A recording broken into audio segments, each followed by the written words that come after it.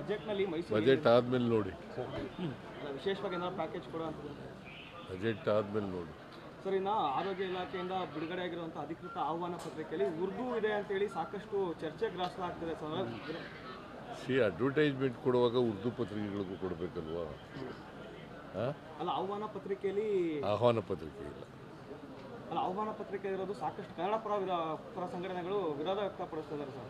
ಕನ್ನಡ ಯಾವುದೋ ಒಂದು ಸಮುದಾಯನ ಓಲೈಸ್ಕೊಳ್ಳಿಕ್ಕೆ ಬಿಜೆಪಿಯವರಿಗೆ ಅವ್ರ ಅಧಿಕಾರದಲ್ಲಿದ್ದಾಗ ಏನೂ ಮಾಡಲ್ಲ, ವಿರೋಧ ಪಕ್ಷದಲ್ಲಿದ್ದಾಗ ಪ್ರತಿಭಟನೆ ಮಾಡೋದೇ ಒಂದು ಚಾಳಿ ಮಾಡ್ಕೊಬಿಟ್ಟಿದ್ದಾರೆ.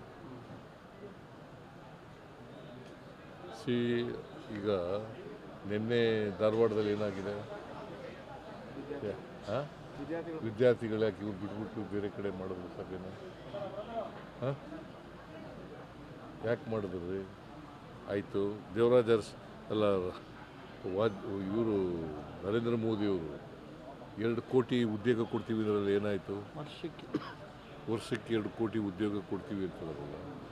10 ವರ್ಷದಲ್ಲಿ 11 ವರ್ಷ, ಈಗ 11 ವರ್ಷ ಆಯಿತು ಇವ್ರು ಬಂದು. ಎಷ್ಟು ಮಾಡಬೇಕಾಗಿತ್ತು? ಎಷ್ಟು ಉದ್ಯೋಗ ಕೊಡಬೇಕಾಗಿತ್ತು? ಆಯಿತು, ಇವರು ಬಿ ಜೆ ಪಿಯವರು ಅಧಿಕಾರದಲ್ಲಿದ್ದರು 4 ವರ್ಷ, ಎಷ್ಟು ಉದ್ಯೋಗ ಕೊಟ್ಟರು?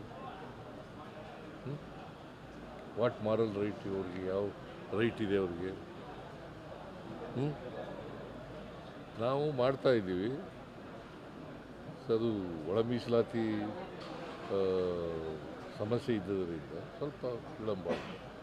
ಬಟ್ ನಾವು ಕೊಟ್ಟ ಮಾತಿನಂತೆ ನಾವು ರಿಕ್ರೂಟ್ಮೆಂಟನ್ನು ಮಾಡ್ತೀವಿ.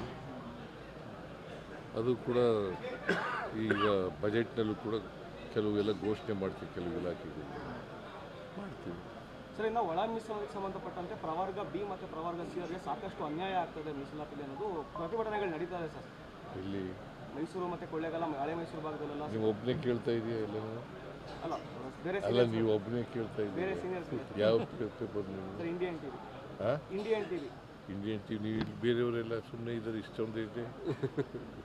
ಎಲ್ಲರ ಪರವಾಗೂ ನಾನು ಬಂದಿದ್ದೀನಿ ಸರ್. ಎಲ್ಲರ ಪರವಾಗಿ ನಾನು ಒಬ್ಬರಿಗೆ ಹೇಳಲ್ಲ ನಾನು. ಅಲ್ಲ ಸರ್, ಒಳ ಮೀಸಲಾತಿ ಬಗ್ಗೆ ಚರ್ಚೆ ಆಗ್ತಾ ಇದೆ, ಅದು ನಿಮ್ಮ ರಿಯಾಕ್ಷನ್?